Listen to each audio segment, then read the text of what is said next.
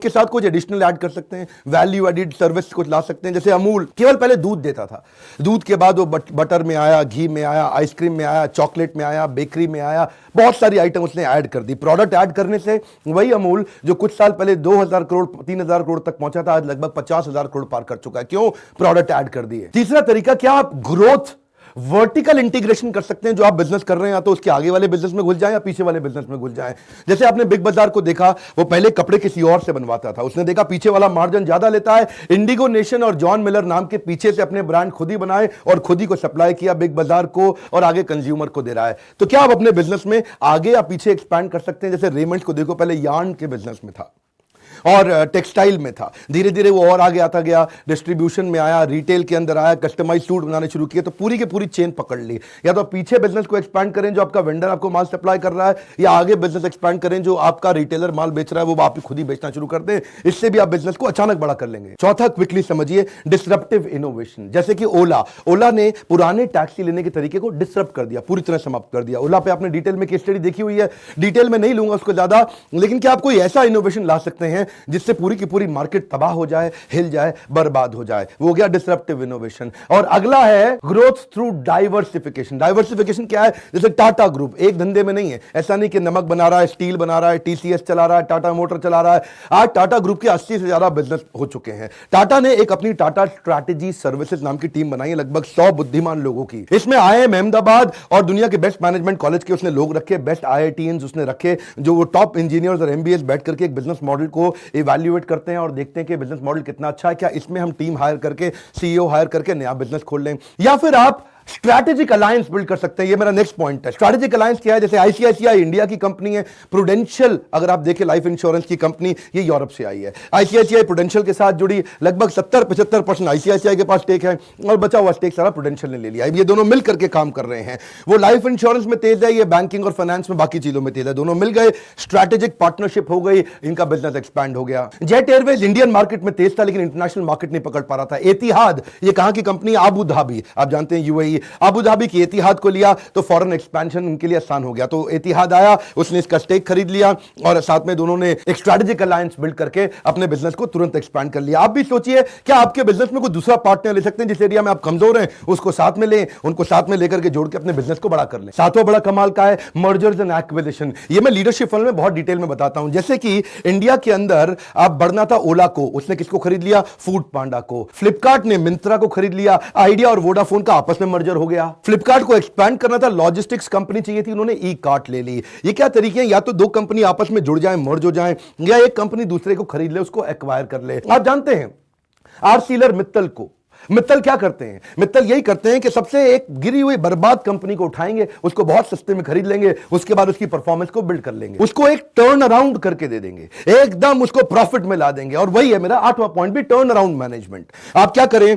देखिए, जैसे टाटा ग्रुप ने जैगुआर लैंड रोवर खरीदी, वो उनके लिए बहुत महंगा भी था और प्रॉफिटेबल सौदा नहीं था, लेकिन वही टाटा ग्रुप के सबसे बड़े प्रॉफिटेबल हिस्सेदारी के अंदर आ सका, क्योंकि रतन टाटा को जिद आ गई थी, वो जिद्दी हो गए थे, इसको प्रॉफिटेबल बनाऊंगा, टर्न अराउंड कर दिया। और वही जैगुआर लैंड रोवर उनके प्रॉफिट का हिस्सा हो गया टर्न अराउंड करके। ओरावल, ये शुरू किया था ओयो के फाउंडर रितेश अग्रवाल ने, ओरावल नहीं चली, उसको टर्न अराउंड करके फिर ओयो बना दिया। मैं आपको लीडरशिप फनल प्रोग्राम में बहुत डिटेल में बताता हूं। यह प्रोग्राम मेरे दिल को बहुत ज्यादा नजदीक और बहुत प्रिय था, लेकिन आपको जान के दुख होगा, मुझको भी बहुत दुख है ये बोलते हुए, लीडरशिप फनल में बंद कर रहा हूं। आखिरी बैच इस समय मार्च के अंदर दिल्ली में हो रहा है, देश विदेश कहीं पे भी रहते हैं, इस समय निकालिए अपने लिए, 3 दिन के लिए आइए। लीडरशिप फनल में दोबारा अटेंड करने का मौका आपको नहीं मिलेगा। बैच छोटा होता है, 100, 150, 200 लोग, ज्यादा लोग कभी नहीं बैठते। बहुत सारे लोग क्वेश्चन आंसर करते हैं मुझसे, आप किसी भी इंडस्ट्री का कोई भी क्वेश्चन मुझसे करिए। अब इतने बिजनेसेस को मैं लॉस मेकिंग और प्रॉफिट मेकिंग बना चुका हूं।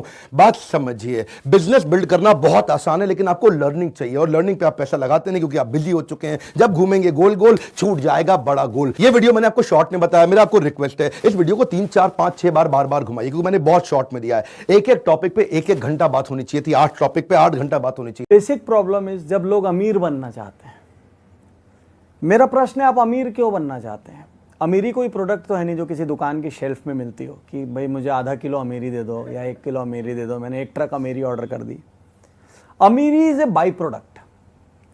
ये मैं हर सेमिनार, हर ट्रेनिंग प्रोग्राम में लोगों को समझाना चाहता हूं कि मनी बाई प्रोडक्ट है। When you do good work, it is a byproduct. When you excel in something, आप कभी लॉयर्स को देखना, एक कोर्ट में आप जाएंगे तो हजारों लॉयर रहेंगे, कोई एक लॉयर रहेगा जो दिन का 500 भी नहीं कमाता, और वहीं पर कई ऐसे लॉयर हैं कंट्री में जो 50 लाख रुपीस पर हियरिंग का लेते हैं। आप किसी डिजाइनर को देखना, किसी एक की डिजाइन का कोई इंपॉर्टेंस नहीं, और किसी एक डिजाइनर का लेबल लगते ही वो ड्रेस लाखों की हो जाती है। कोई एक डॉक्टर उसी सर्जरी का 10,000 चार्ज करता है, कोई दूसरा डॉक्टर उसी सर्जरी का लाखों चार्ज करता है। कैसे? सिर्फ इसलिए क्योंकि वो उसमें एक्सीलेंट है। So when you excel in something, money comes as a byproduct. आप कोई भी इंडस्ट्री को बाई प्रोडक्ट के लिए नहीं लगाते हो, आप मेन प्रोडक्ट के लिए लगाते हो। उससे जो बाई प्रोडक्ट होता है वो एक अलग बात है, लेकिन मुझे लगता है लोग अमेरी के बाई प्रोडक्ट के लिए काम करते हैं आजकल। उनको हर चीज में, इसमें मुझे पैसा कैसे आएगा, इसमें मैं कैसे जल्दी से कमा लूं, इसके लिए वो ठगने के लिए तैयार हैं, अपनी इंटेग्रिटी खोने के लिए तैयार हैं, अपनी बातों से पीछे हटने के लिए तैयार हैं, ऑनेस्टी खोने के लिए तैयार हैं, सब कुछ खोने के लिए तैयार हैं। मैं उनसे एक ही चीज कहता हूं, आप कुछ मत खोइए, आप जो काम कर रहे हैं उसके सुपर स्पेशलिस्ट हो जाइए। ऐसे हो जाइए कि किसी को भी जब ट्रबल शूटिंग करना पड़े तो वो आपके पास आए, किसी के हाथ से जब कोई चीज खराब हो जाए तो आपको ढूंढे। शहर में कोई आगे पूछे कि टॉप 3 कौन है तो उसमें आपका नाम आए। बहुत बड़ा शहर है तो टॉप 10 कौन है उसमें आपका नाम आए। अपने आप अमीर हो जाओगे। और जब जब आप अमीरी के लिए कुछ करोगे ना, आप अपने बिजनेस के स्लेव हो जाओगे, अपने कैरियर के स्लेव हो जाओगे।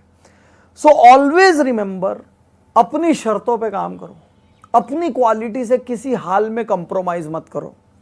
कई ऐसे लालच भरे मौके आएंगे जब आपको लगेगा ये मेरे को शॉर्ट टर्म गेन हो रहा है, मैं इसको चुन लेता हूं।